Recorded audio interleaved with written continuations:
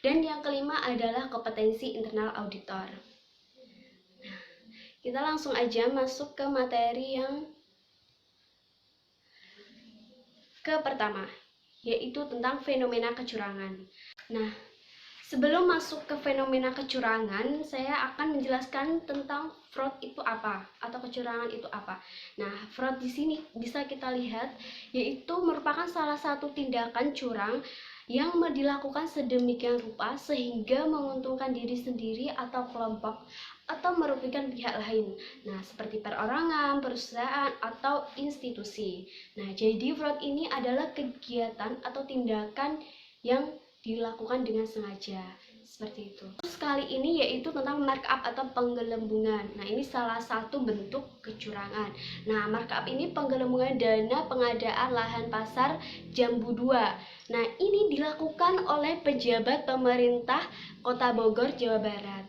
Nah, terjadi pada tahun 2014 sampai 2017. Jadi di tahun 2014 sampai 2017 itu ada sebanyak 7 kasus yang sama, yaitu markup atau penggelembungan dana gitu, dengan pemerintahan yang sama, yaitu tetap di Kota Bogor. Nah, pada awal intinya adalah mulai dari pembebasan lahan untuk program penataan pedagang kaki lima dan kasus lainnya seperti korupsi pembangunan Talut. Nah, dan korupsi pembangunan Talut ini merugikan negara sebesar 2,4 miliar. Nah, penyebabnya adalah pekerjaan yang tidak sesuai dengan spesifikasi. Nah, di pemerintahan Kota Bogor, Jawa Barat ini memiliki banyak kasus permasalahan kecurangan karena memang di pemerintahan Kota Bogor ini memiliki konsentrasi kegiatan perekonomian yang tinggi pada sektor barang dan jasa. Lanjut ke materi yang kedua, yaitu tentang diamond theory yang dikemukakan oleh Wolfson dan Hermansen tahun 2004. Nah, teori ini adalah penyempurnaan teori sebelumnya, yaitu triangle fraud yang dikemukakan oleh Crissy tahun 1950. Nah, di diamond theory ini menambahkan satu elemen kualitatif yang diyakini memiliki pengaruh yang signifikan fraud, yaitu capability atau kapabilitas atau kemampuan seseorang.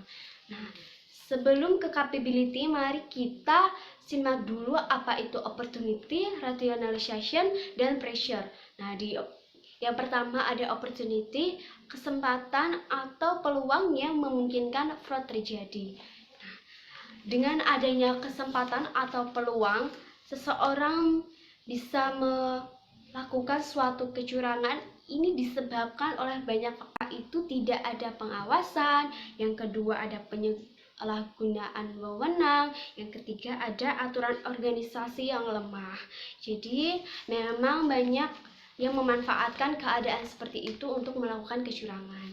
Nah, yang kedua rationalization atau rasionalisasi atau pembenaran menjadi elemen paling penting dalam terjadinya fraud. Mengapa paling penting? Karena suatu tindakan yang akan dilakukan oleh pelaku kecurangan bahwa dirinya tidak melakukan suatu kecurangan, yaitu dengan menutupi kesalahannya.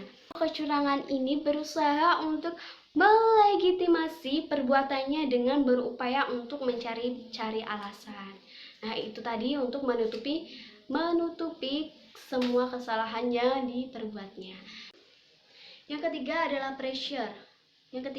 pressure. Atau dorongan yang menyebabkan seseorang melakukan fraud. Nah, ini karena adanya tekanan baik dari faktor internal maupun faktor eksternal. Nah, biasanya dorongan atau tekanan situasional tersebut timbul karena adanya seperti masalah keuangan, tetapi juga bisa dari gejala-gejala yang lainnya. Nah, ada seperti ketidakpuasan karena kompensasi yang memadai atas pekerjaannya. Nah, itu jadi seseorang akan melakukan fraud jika memang adanya kebutuhan-kebutuhan yang mereka harus penuhi. Yang keempat ada elemen capability atau kapabilitas atau kemampuan seseorang dalam memanfaatkan keadaan yang melingkupinya. Nah, hal ini tidak akan mungkin terjadi tidak ada orang tertentu dengan kapabilitas khusus yang ada dalam perusahaan. Itu dia diamond teori. Oke teman-teman, masih dalam topik diamond teori, Wolfe dan Hermansen tahun 2004 juga menjelaskan tentang sifat-sifat terkait elemen kemampuan atau capability yang sangat penting dalam pribadi perilaku kecurangan, yaitu yang pertama adalah positioning. Nah, ini posisi seorang atau fungsi dalam organisasi dapat memberikan kemampuan untuk membuat dan memanfaatkan kesempatan untuk jadi seseorang dalam posisi otoritas memiliki pengaruh lebih besar atas situasi tertentu atau lingkungan. Nah, yang kedua ada intelijensi atau pelaku kecurangan memiliki pemahaman yang cukup dan mengeksploitasi kelemahan pengendalian internal. Nah, dan ini tuh untuk menggunakan posisi, fungsi, atau akses wewenang untuk keuntungan terbesar. Jadi fungsinya intelijen seperti itu. Yang ketiga ada confidence atau ego. Nah, ini sifat individu memiliki ego yang kuat dan keyakinan yang besar dia tidak akan terdeteksi. Jadi di sini sifat seseorang tersebut itu hanya mementingkan dirinya sendiri. Keempat ada coercion atau pelaku kecurangan dapat memaksa orang lain untuk melakukan atau menyembunyikan penipuan. Jadi pelaku kecurangan ini bisa memiliki kemampuan untuk meyakinkan orang lain dan bersekongkol untuk menyembunyikan sesuatu yang memang merugikan, yaitu salah satunya kecurangan. Yang kelima ada deceit atau penipuan yang sukses membutuhkan kebohongan efektif dan konsisten. Nah, ini untuk menghindari deteksi. Jadi seseorang itu mampu meyakinkan, jadi dia harus berbohong untuk meyakinkan bahwa dia tidak melakukan kecurangan. Nah, ini salah satu sifat yang dimiliki oleh pelaku kecurangan. Nah, yang keenam ada stres, yaitu sifat individu harus mampu mengendalikan stres karena melakukan tindakan kecurangan dan menjaganya agar tetap tersembunyi. Nah, ini sangat bisa menyebabkan atau menimbulkan stres pada pelaku kecurangan. Nah, jadi pelaku kecurangan itu juga memiliki tekanan diri sendiri. Kecurangan tidak bisa menahan lamanya kebohongan tersebut. Nah, dia akan menimbulkan stres pada dirinya. Seperti itu. Lanjut materi yang ketiga, yaitu komponen pengendalian internal. Nah, komponen pengendalian internal ini sangat menguntungkan bagi perusahaan karena dapat melindungi aset perusahaan dari pencurian. Selanjutnya ada penyalahgunaan, yang ketiga ada penipuan dan lain sebagainya. Jadi ada 5 komponen pengendalian internal tersebut. Yang pertama ada control environment atau lingkungan pengendalian. Ini mari kita bisa lihat bersama-sama. Nah, lingkungan pengendalian memberikan nada pada suatu organisasi, mempengaruhi kesadaran pengendalian dari para anggotanya. Nah, lingkungan pengendalian ini merupakan dasar bagi komponen pengendalian internal lainnya, memberikan disiplin dan struktur. Faktor pengendalian internal dalam perusahaan salah satunya ada integritas, yang kedua ada nilai etika dan kemampuan orang-orang dalam entitas, dan yang ketiga ada filosofi, dan yang ketiga ada filosofi manajemen dan gaya operasi. Nah, lanjut yang kedua ada risk assessment atau penilaian resiko. Nah, ini proses mengidentifikasi dan menganalisis resiko-resiko yang relevan dalam pencapaian tujuan, membentuk suatu basis untuk menentukan bagaimana risiko dapat diatur. Karena kondisi ekonomi atau industri, regulasi, dan operasi selalu berubah, maka diperlukan mekanisme untuk mengidentifikasi dan menghadapi resiko-resiko spesial terkait perubahan tersebut. Yang ketiga ada kontrol aktivitas atau aktivitas pengendalian. yaitu kebijakan prosedur membantu meyakinkan manajemen bahwa arahannya telah kontrol aktivitas ini membantu meyakinkan bahwa tindakan yang diperlukan telah diambil dalam menghadapi risiko sehingga tujuan entitas dapat tercapai. Contoh kontrol aktivitas termasuk dalam berbagai kegiatan yang berbeda-beda seperti penyetujuan, otorisasi, verifikasi, rekonsiliasi, dan sebagainya. Selanjutnya ada information dan communication atau informasi dan komunikasi. Nah, informasi yang bersangkutan harus diidentifikasi, tergambar dan terkomunikasi dalam sebuah form dan tim frame yang memungkinkan orang-orang menjalankan tanggung jawabnya. Nah, sistem informasi menghasilkan laporan yang berisi informasi operasional, finansial, dan terpenuhinya keperluan sistem yang membuatnya mungkin untuk menjalankan dan mengendalikan bisnis. Nah, jadi informasi dan komunikasi ini tidak hanya eksternal. Selanjutnya ada monitoring atau pemantauan. Nah, sistem pengendalian internal perlu diawasi sebuah proses untuk menentukan kualitas performa sistem dari waktu ke waktu. Nah, proses ini terselesaikan melalui kegiatan pengawasan yang berkesinambungan, evaluasi yang terpisah, atau kombinasi dari keduanya.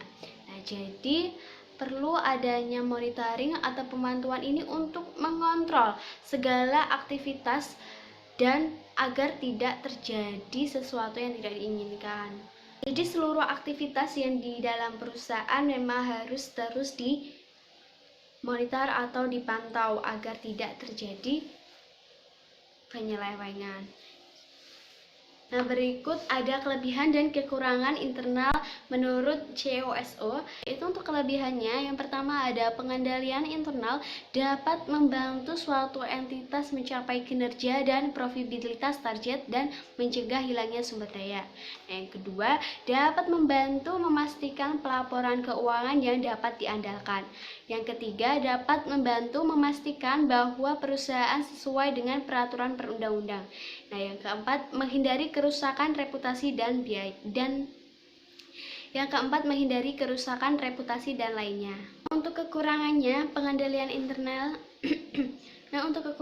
pengendalian internal dapat memastikan keberhasilan entitas, yaitu ia akan memastikan tercapainya dasar tujuan bisnis atau setidaknya menjamin kelangsungan hidup. Pengendalian yang efektif hanya dapat membantu entitas mencapai tujuan tersebut. Nah, hal ini memberikan manajemen informasi tentang kemajuan entitas atau kurang dari itu terhadap prestasi mereka. Nah, tapi pengendalian internal tidak dapat mengubah manajer inherent buruk menjadi baik. Seperti itu.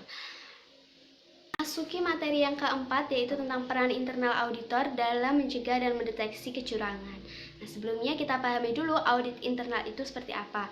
Nah, di sini menurut Institute of Internal Auditor atau IIA, dalam Sawyer mendefinisikan audit internal sebagai fungsi penilaian independen yang ada dalam organisasi, aktivitas organisasi.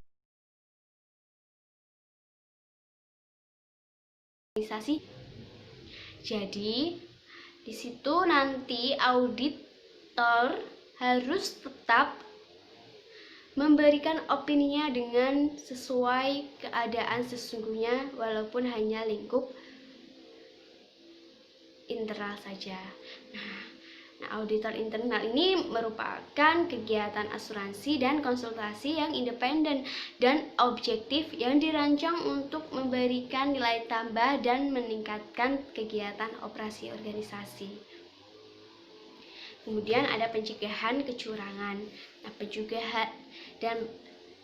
Mencegah kecurangan merupakan segala upaya untuk menangkal pelaku potensial, mempersempit ruang gerak, dan mengidentifikasi kegiatan yang beresiko tinggi terjadinya kecurangan. Nah, ini menurut Carvono tahun 2013. Selanjutnya ada pendeteksian kecurangan. Nah, cara-cara mencegah kecurangan itu tadi, yang pertama bisa membangun struktur pengendalian internet yang baik, yang kedua mengefektifkan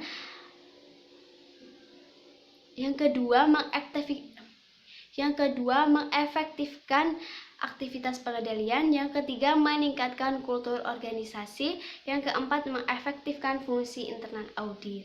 Nah, selanjutnya kita bahas tentang pendeteksian kecurangan. Nah, pendeteksian kecurangan ini merupakan suatu tindakan untuk mengetahui bahwa kecurangan terjadi, siapa pelaku, siapa korbannya, dan apa penyebabnya. Nah, deteksi kecurangan dilakukan untuk dapat melihat adanya kesalahan dan ketidakbenaran. Nah, deteksi kecurangan dilakukan untuk dapat melihat adanya kesalahan dan ketidakberesan. Ini menurut Carfodot tahun 2013. Nah, pendeteksian kecurangan dapat dilakukan melalui yang pertama, identifikasi gejala dan pendeteksian kecurangan dapat dilakukan melalui yang pertama, identifikasi gejala dan identifikasi bendera merah atau red flags. Nah, yang kedua, pendeteksian kecurangan dengan critical point of auditing dan analisis kepekaan.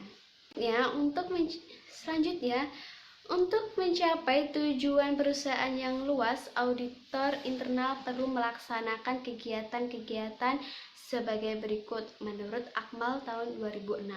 Yang pertama, mengidentifikasi dan mengukur risiko. Yang kedua, menentukan tingkat keandalan data dan informasi. Yang kedua, menentukan tingkat keandalan data atau informasi. Yang ketiga, memberikan jasa konsultasi. Yang keempat, mencegah dan mendeteksi kecurangan. Yang kelima, memastikan pertanggungjawaban dan perlindungan terhadap aktiva. Yang keenam, menilai ketepatan dan kecukupan pengendalian manajemen. Dalam mencegah dan mendeteksi kecurangan, auditor internal perlu melakukan pemeriksaan serta waspada tentang adanya kecurangan dalam proses kegiatan yang diperiksanya. Perbaikan sistem dan prosedur juga perlu diarahkan untuk mencegah terjadinya kecurangan. Nah, pencegahan kecurangan merupakan tanggung jawab fungsi audit internal sebuah perusahaan. Peran auditor internal dan pencegahan kecurangan. Nah, auditor internal merupakan pengawasan manajerial yang berfungsi mengukur dan mengevaluasi sistem pengendalian dengan tujuan membantu semua anggota manajemen dalam mengelola secara efektif pertanggungjawabannya dengan cara menyediakan analisis dan penilaian, rekomendasi dan komentar yang berhubungan dengan kegiatan operasional perusahaan. Nah, audit internal mengidentifikasi dan mengevaluasi resiko signifikan dan memberikan kontribusi terhadap peningkatan dan pengelolaan resiko dan sistem pengendalian internal. Nah, peran dari auditor ini menjadi semakin penting karena auditor internal bertanggung jawab untuk merencanakan dan melaksanakan aktivitas audit untuk mendapatkan keyakinan memadai bahwa laporan keuangan perusahaan bebas dari salah saji material, baik yang disebabkan oleh kekeliruan maupun kecurangan. Berikut ada peran auditor internal dan pendeteksian kecurangan. Nah, audit internal harus memiliki pengetahuan yang cukup untuk mengidentifikasi tanda-tanda kemungkinan terjadinya kecurangan serta waspada terhadap kasus-kasus yang memungkinkan terjadinya kecurangan dalam sebuah organisasi. Menurut penelitian Alieni tahun 2005 yang melakukan studi eksplorasi tanggung jawab auditor untuk mendeteksi kecurangan menunjukkan bahwa perusahaan yang memiliki auditor internal, kontrol yang sering, komite audit yang efektif, lebih siap untuk menghadapi pencegahan dan deteksi penipuan. Oke teman-teman, memasuki poin terakhir mengenai kompetensi internal auditor. Nah, sebelumnya kompetensi auditor ini adalah kompetensi yang diperoleh melalui pendidikan dan pengalaman. Setiap anggota harus melakukan upaya untuk mencapai tingkatan kompetensi yang akan meyakinkan bahwa kualitas jasa yang diberikan memenuhi tingkatan profesionalisme tinggi seperti disyaratkan oleh prinsip etika. Nah, kompetensi auditor ini dikutip dari Mulyadi tahun 2009. Selanjutnya, kompetensi auditor internal yang tidak terpisahkan menurut Mulyadi tahun 2009 itu pendidikan dan pengalaman. Apa pendidikan? Karena memang kategori ini sangat diwajibkan bagi auditor. Nah, dengan adanya pendidikan ini, orang-orang atau seorang auditor dengan kualifikasi, kan karena memang pendidikan ini sangatlah wajib untuk posisi sebagai auditor, karena di pendidikan ini seseorang bisa dikualifikasikan dikualifikasikan di beberapa disiplin ilmu dengan dikualifikasikan di beberapa disiplin ilmu, karena hal ini dapat menjadi auditor yang lebih efektif daripada yang lain. Nah, yang kedua ada pengalaman. Kenapa pengalaman? Yang kedua adalah pengalaman. Nah, pengalaman di sini bisa diartikan bahwa seorang auditor atau kompetensi auditor ini. Yang kedua adalah pengalaman. Nah, di sini pengalaman bisa diartikan dalam seorang auditor harus memiliki pengalaman dari pengalaman auditor sebelumnya. Nah, karena apa? Karena di pengalaman sebelumnya auditor sudah mengasah kemampuannya dan memiliki wawasan yang luas dan lebih memahami hal-hal yang akan diauditnya. Seperti itu. Oke teman-teman, selanjutnya ada 5 karakteristik yang membentuk kompetensi. Yaitu yang pertama ada pengetahuan. Pengetahuan di sini meliputi masalah teknis, administratif, proses kemanusiaan, dan sistem. Nah, yang kedua ada keterampilan. Nah, ini merujuk pada kemampuan seseorang untuk melakukan suatu kegiatan. Yang ketiga, konsep diri dan nilai-nilai. Nah, ini merujuk pada sikap, nilai-nilai dan citra diri seseorang, seperti kepercayaan seseorang bahwa dia bisa berhasil dalam suatu situasi. Nah, yang keempat ada karakteristik dan pribadi. Nah, ini merujuk pada karakteristik fisik dan konsistensi. Nah, ini merujuk pada karakteristik fisik dan konsistensi tanggapan terhadap situasi atau informasi, seperti pengendalian diri dan kemampuan untuk tetap tenang di bawah tekanan. Nah, yang kelima ada motif.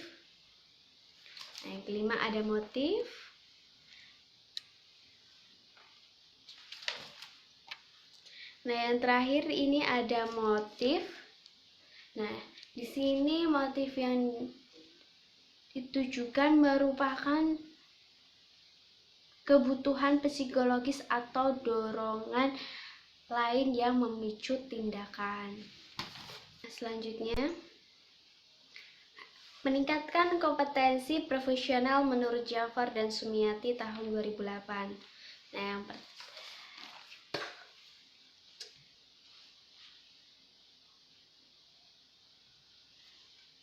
Nah, selanjutnya ada meningkatkan kompetensi